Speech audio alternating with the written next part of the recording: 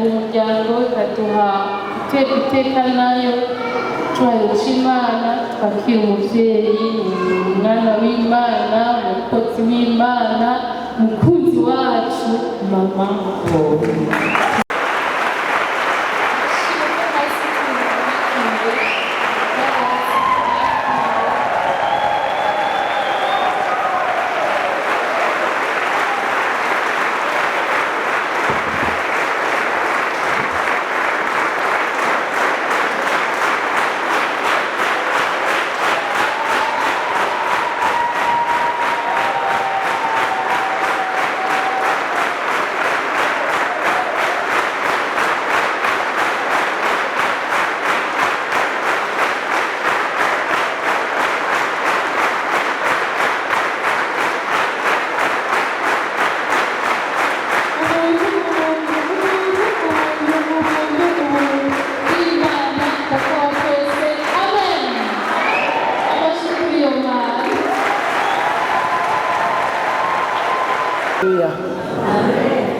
Haleluya.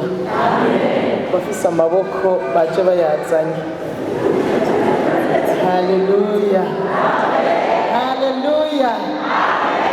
Haleluya. Urumvikana ko mufise ubuzima.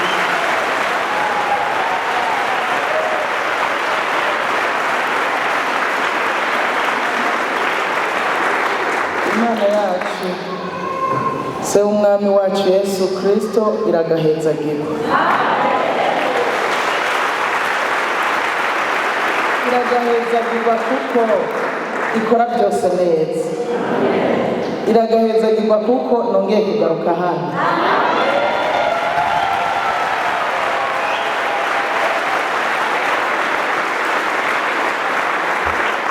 Ndashima Imana ko nagarutse hahandi ariko nje hano.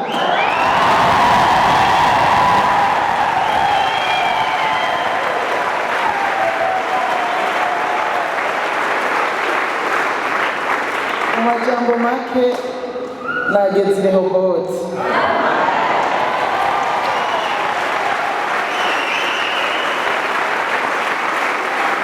Bisigura ngo ahiyaguye. Imana ishimwe yabahaye ahiyaguye. Biraryoshe kuba ahantu hiyaguye. Biranezera kuba ahantu hiyaguye. Utambira Imana mu mwidegemvyo ahiyaguye. Nta ntuguta ahiyaguye neza ahiyaguye. Haleluya. Rero ikintu cya mbere ndabakeje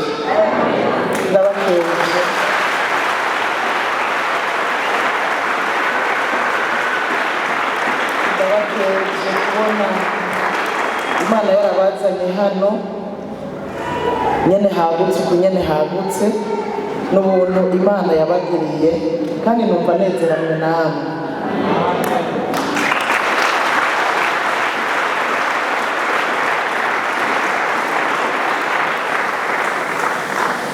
Murabyibuka nyine wa munsi ko nababwiye ko Imana yangabiye umukunzi, rero byanse ko nigume. Narenganye amashengero yaroshe atari make kugira ashike hano.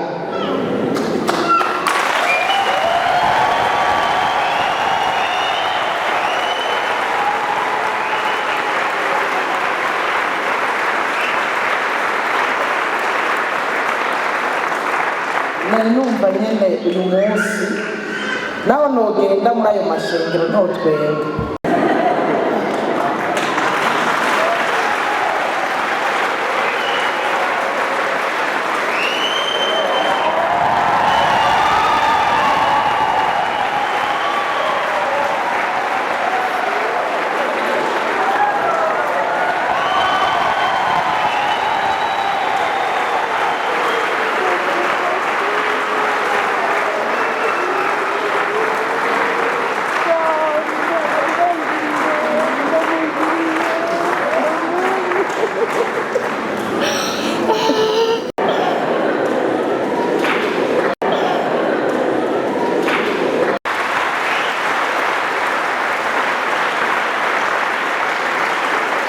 Hanyuma rero namwe ndabagumbiriye mu izina rya Yesu.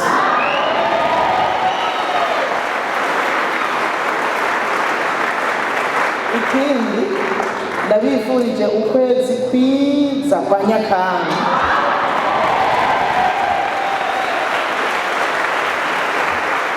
Ndabagendeye ku munsi wako ugira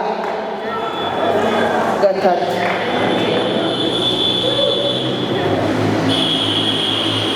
Jewe uku kwezi nigiriye imigabo kandi n'ibyo Imana yadusabye kandi n'ibyo byari binadukwiriye yuko tugira inyota yo kuba mu nyubako z'Uhoraho.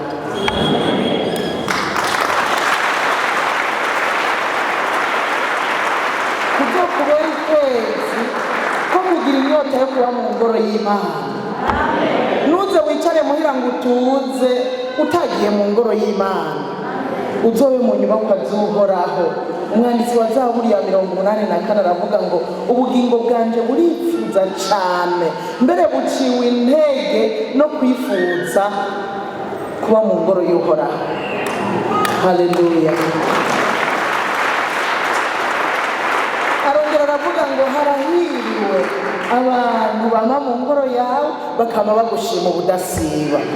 Kuba mu ngoro y'Imana ni iby'igiciro cyane. Burya nta n'ahandi uzoja ngo unezererwe nko mu ngoro y'Imana, nta n'ahandi uzoba ngo uhagirire amahoro nko mu ngoro y'Imana, nta n'ahandi uzoba ngo uhakurire mu buryo bw'imwemu nko mu ngoro y'Imana. Mu ngoro y'Imana turakura, mu ngoro y'Imana turagukirwa, mu ngoro y'Imana turatera iyindi ntambuko. Haleluya.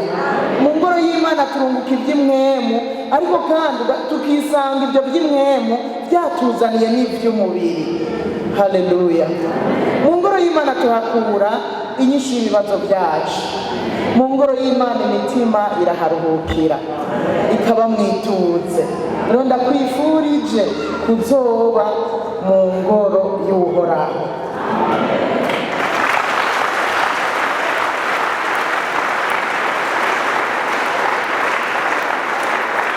Reka mvuge ikindi kigira kabiri cyo mu kwezi kw'Icenda. Uhoraho azokubera ubuhungiro niwadenderezwa.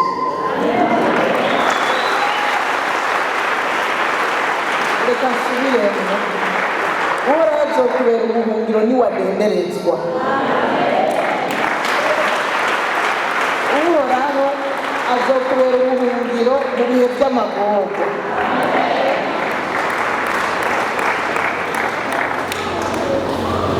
Byakire mu izina rya Yesu. Kuko iyo Mana ntiyigera ihemukira abayirondera. Niwayambaza uri kuradenderezwa kubera idahemukira abayirondera, izoseruka ikubera ubuhungiro. Niwayirondera mu bihe by'amagorwa ukagira akantu kaje wumva umengo noneho amagorwa kubamyeko, nagenda kubwire ngo ntihemukira abayirondera, izokugirira neza, igutabare uruhuga umutima mu izina rya Yesu. Nuko rero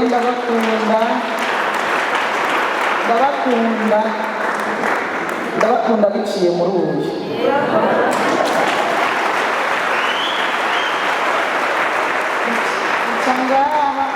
Icangaha bigaca biza bikagera no hiyo.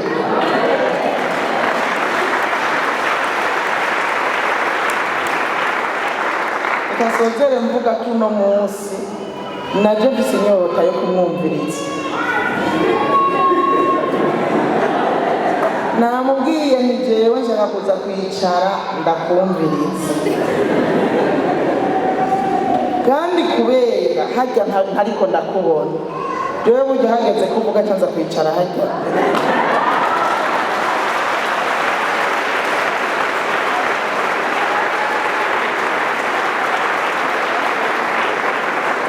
Jewe naje kumwumviriza ndamurabe mu kanwa, kubera ibimuvamo sinzi impamvu, ibimuvamo biranyubaka, ibimuvamo biramfasha. Jewe uyu munsi mfise inyota yo kumwumviriza. Namubwiye nti ntugore, jewe nje kukumviriza nta bindi. Rero Imana yo mw'ijuru ibahezagire cyane, ibagirire neza.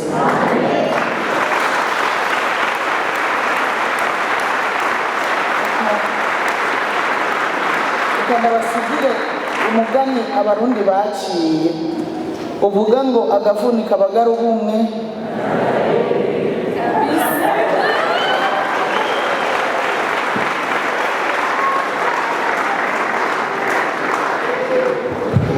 umukunzi wawe. Amen, amen. Mwami turagushimiye waje uhembura imitima yacu iguyisanye umwuna utwishe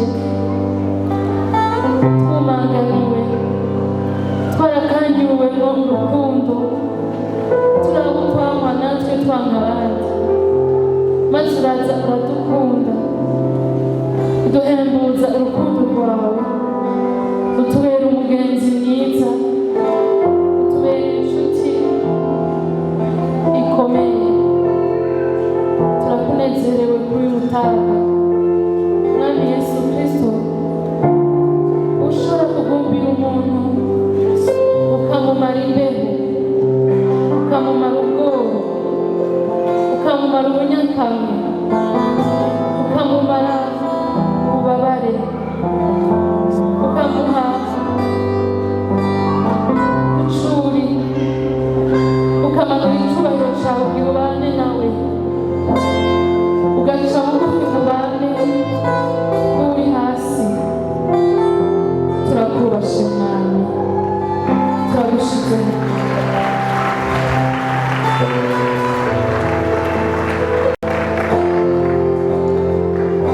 Merci kubyo watubwiye byose ari byo. Merci kurukundo watubwiye ni ukuri. Merci kurukundo rwawe Mwami atari urw'amajambo. Merci kurukundo rwawe Mwami rushitsa iby'amasezerano meza waduhaye. Merci kurukundo rwawe Mwami rutugaragarira. Turakunezerewe turagushimiye umukunzi mwiza waduhaye kubana nawe kandi nk'uko biri ibikorwa byawe n'ibyawe nyine nicyo gituma tukubashe kandi turavuze ngo n'ubundi izina ryawe ryubahwe ubwami bwawe buze ibyo